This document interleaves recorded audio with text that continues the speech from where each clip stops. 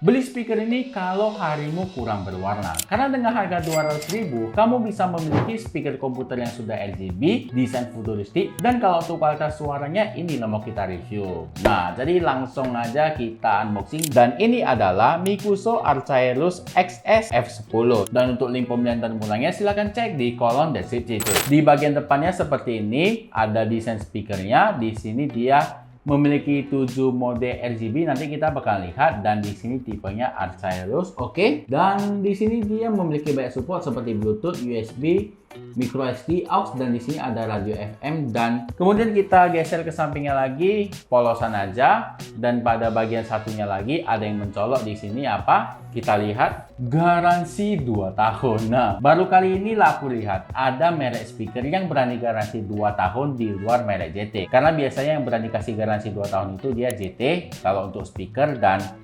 Mikuso juga sudah berani, mantap. Yang artinya mereka siap tanggung jawab kalau misalkan rusak kurang dari 2 tahun. Nah, jadi mantap banget. Bagian sampingnya seperti ini, ya nanti ini akan kita bahas. Dan gak ada lagi. Nah, jadi bagian atasnya seperti ini, Archaeolus. Nah, jadi langsung aja kita buka tanpa basa-basi lagi, karena yang basi nggak enak, oke? Nah, kita tarik 1, 2, 3.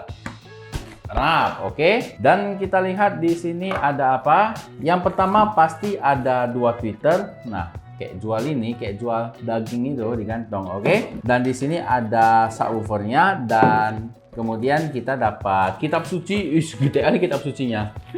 Gede kali macam buku ukuran A5 gitu. Nah, dan di sini dia disatukan sama kartu garansi. Jadi kalau misalkan rusak, kalian nggak perlu khawatir gitu.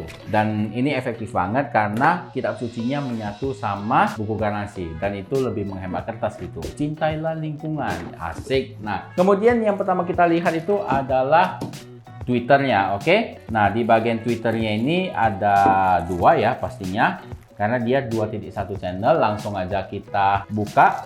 Kita tarik 1, 2, 3. Wish. Kayak gini, terbalik. Sebelahnya lagi deh, biar lebih mantap. Oke, 1, 2, 3. Wih, mantap. Nah, jadi untuk Twitternya seperti ini, dia di tengahnya ada speakernya nampak ya, dan kemudian di sini nggak ada. Ini dia satu driver aja. Di bagian atas ini ya desainnya aja harusnya. Oke. Nah, desainnya kurang lebih seperti itu. Kalau kita putar, di belakang ada tempat keluar hawa speakernya, oke. Di sini dia memiliki colokan audio jack. Nah, oke. Nanti kita bakalan lihat, dan sekarang kita bakalan unboxing untuk subwoofernya, oke. Kita lihat di kamera atas saja biar lebih terang, oke. Oke, sip. Langsung aja kita tarik. 1, 2, 3. Wish. Nah, jadi subwoofernya seperti ini. Pada bagian depannya terdapat knob volume, dan kemudian di sini ada tombol power dan mode, next, back, dan di sini ada double next, dan kemudian di sini ada drivernya. Nanti ukurannya berapa nanti kita bakalan bahas di spesifikasi lengkapnya, oke.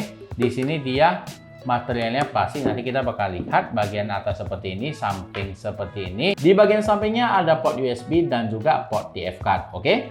Di bagian belakangnya seperti ini ada hawa speakernya. Di bagian bawah sini ada kaki karet biar nggak bergeser posisinya. Kalau ngebasnya itu kenceng banget, biasanya kan bisa geser. Nah, jadi biar nggak slip, oke. Kemudian pada bagian kabelnya di sini dia menggunakan power USB dan audio jack 3,5 mm, oke. Dan untuk panjang kabelnya kita lihat dulu sepanjang apa. Nah, jadi kabelnya panjang sekitar kurang lebih 1 meter untuk kabel power dan audio jacknya ini, oke. Dan di sini dia juga ada kabel antena karena dia sudah support radio ya. Kalau misalnya kalian mau nonton radio, kalau nonton radio, denger radio bisa. Dan kemudian kita lihat untuk tweeternya, oke. Untuk tweeternya seperti ini, dia ada drivernya 2, dan kemudian di atas ini dia cuma desain doang. Nggak ada driver ya, nggak ada speakernya, oke. Di bagian samping seperti ini, bagian belakang seperti ini. Ini lubang apa? Sempit banget lubangnya. Di bagian atas seperti ini, di bagian bawah seperti ini. Dan sekarang kita lihat untuk panjang kabelnya, oke. Nah, jadi kurang lebih semeter juga. Jadi kalau misalkan kalian rentangkan, nah ini bisa jarak sekitar 2 meteran. Nah, jadi kalau untuk panjang kabelnya udah mantap banget. Dan sekarang kita bakal ngetes untuk build quality-nya. Nah, kita mulai dari mana dulu? Dari tweeternya dulu, yang kecil dulu, oke. Oke, kalau untuk build quality-nya seperti ini.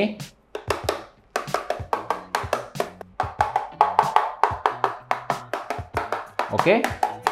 Untuk build quality-nya padat ya, karena semalam itu kita ada review speaker Mikuso Cranio yang dia bassnya itu pakai box kayu. Tapi di sini dia tweeternya lebih bagus yang ini ya, tapi memang Arcyrus ini dia lebih mahal sedikit. Oke. Tapi build quality-nya ini mantap banget. Oke, padat. Bagian belakangnya pun padat. Oke. Sekarang kita tes untuk tweeter ya, walaupun bahannya plastik tapi padat cuy. Oke. Oke, kalau subwoofernya kopong, subwoofer memang dirancang kopong cuy. Oke. Bagian depan.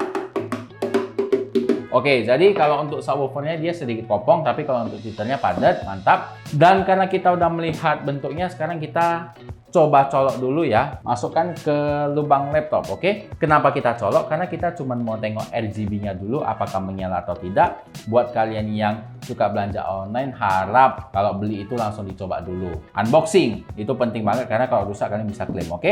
Mungkin aja powernya kurang ya, karena tweeternya ini dia nggak nyala untuk RGB-nya, dia cuma subwoofernya aja yang nyala, oke? Intinya speaker ini bisa berfungsi dengan normal, dan untuk review lebih lengkapnya, saya perlu pelajari dulu speaker ini selama kurang lebih seminggu untuk review maksimalnya. Kita masuk ke minggu berikutnya. Oke, jadi kita bahas dulu untuk spesifikasi lengkapnya. Untuk spesifikasinya, memiliki output power 5 watt untuk subwoofernya, plus 2 watt kali 2 untuk tweeternya. Untuk fiturnya sudah lengkap banget, sudah support memory card, flash disk, audio jack, bluetooth, dan ada radionya. Kemudian terdapat RGB light 7 warna yang sayangnya tidak bisa di custom, hanya bisa on atau off. Sekarang kita dengerin dulu untuk kualitas suaranya.